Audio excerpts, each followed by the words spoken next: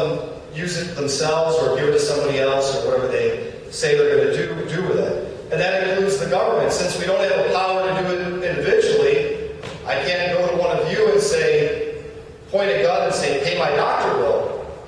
Well, then I can't get, 100 million of my friends to vote in a law that lets the government do the same thing. It's on this basis that we should object to the health care bill and just about anything else you could think of that's in the Federal Register right now.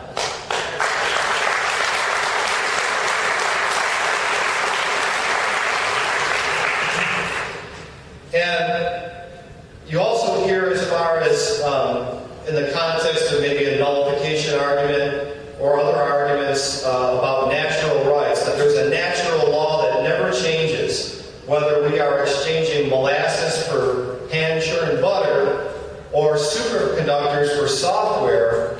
The idea that the exchange should have the consent of both parties does not change. That's the law of nature, and it will never change. Well, why then did we amend the Constitution? Well, the idea behind amending the Constitution, which Jefferson himself supported, is because we might figure out that we didn't get it right and that it's not presently securing our rights well enough, and we should amend it to secure them better. I think right now, if there were a convention, we might pass an amendment saying the government should run health care. I mean, we're that confused as a people that it could happen. That doesn't make it right, and the results will be just as bad with or without an amendment, because every time we violate the law of nature, in other words, every time we apply force to solve a problem against the non-aggression principle, we create bigger problems. If you're looking for the high cost of health care, what causes it? The liberals will say greed. I'm not sure what the Republicans say, because they keep going along with everything that the liberals pass. But the reason that the cost of health care is so high is because the market force, whereby price is determined by supply and demand, has been removed.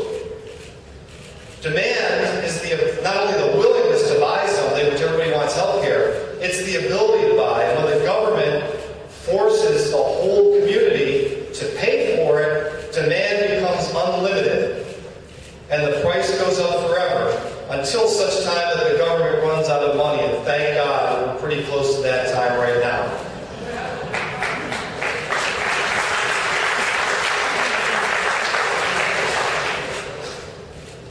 So I don't want to just pick on the Health Care Act, because like I said, you can pick out just about anything that the federal government is doing right now.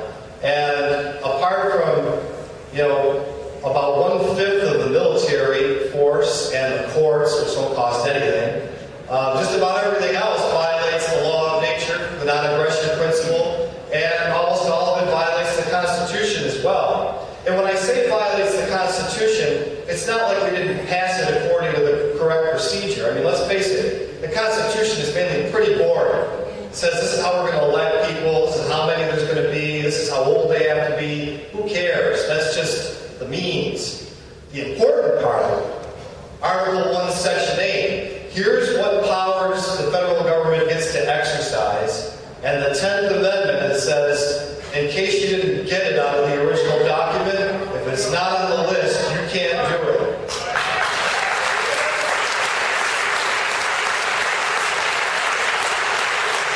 That's the important part of the Constitution.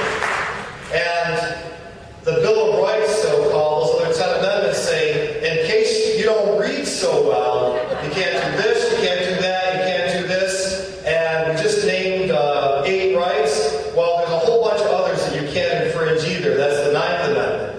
So, as imperfect as it is, at least the Constitution places a limit on the power of the government.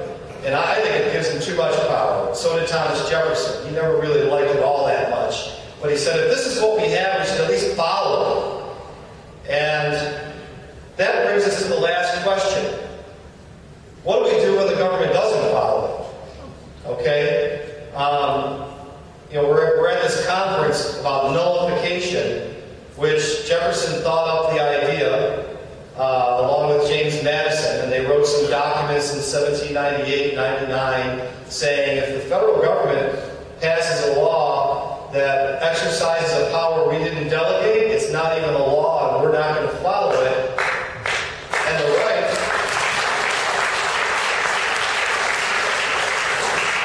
right thing to do is to go to our state governments, who are ultimately sovereign over the federal government, and get them to enforce the Constitution, which is the supreme law of the land. So, in a cosmic irony, Jefferson, the greatest thinker on liberty, in my opinion, in our history, got into that terrible office that's now oval-shaped, and got very confused on a few things. And when he did something that was an undelegated power, they nullified his law as well. In Connecticut, they nullified his embargo. And that was a good thing, because later in life he said, I don't want to hear about anybody being so good that we can trust him. Let's not trust anybody, and let's follow the Constitution. So what do?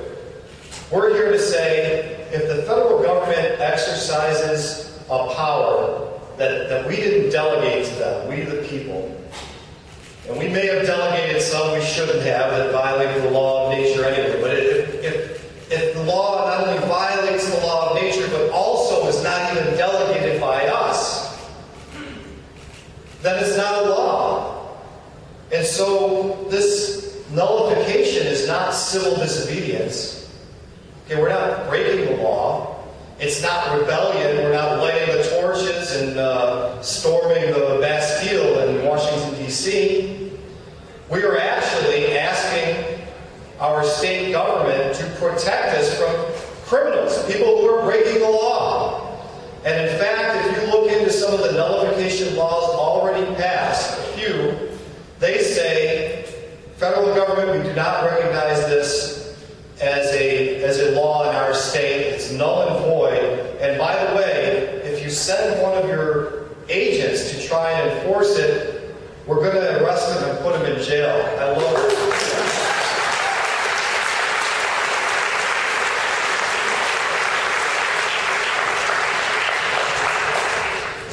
So I think that the last speaker, next to the last speaker, was saying that the only thing that makes this conference any good is if you take these ideas and you carry them forward to your friends, your neighbors, wherever you can spread them.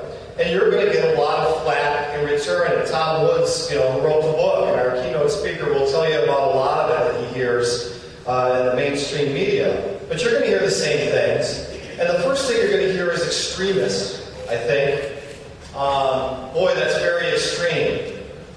Well, what does our founding document say that we're supposed to do when the federal government no longer secures our rights, but instead violates them with a long train of abuses and usurpations?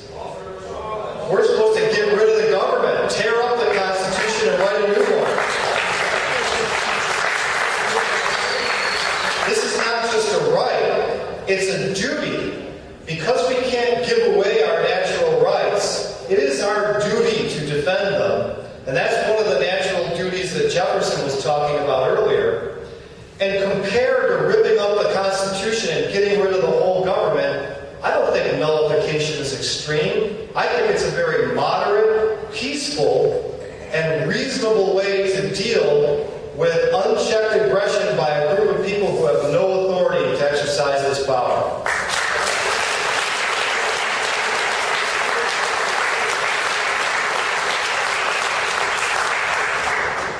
So, in closing, I would say that, and Tom Woods, I've heard him speak about his book several times, and every chance I get, magnificent speaker, he often says, and I'm sure we'll say again today, the time for pretty speeches is over. We've been trying them for 70 or 80 years since we incorporated some rather bad ideas, in my opinion, on what the role of government is, and now it's time to take some action. And we don't need to go burning down buildings or doing anything violent. We have a legal and we have a well-established precedent from the founders of our country to deal with a federal government that's run out of control. Talk to your state legislatures, talk to your friends and neighbors, and educate them, and be ready to deal with all of these kind of nonsense objections, and support and encourage the idea that your state government should be a protector of your rights against unchecked federal power. Thank you very much.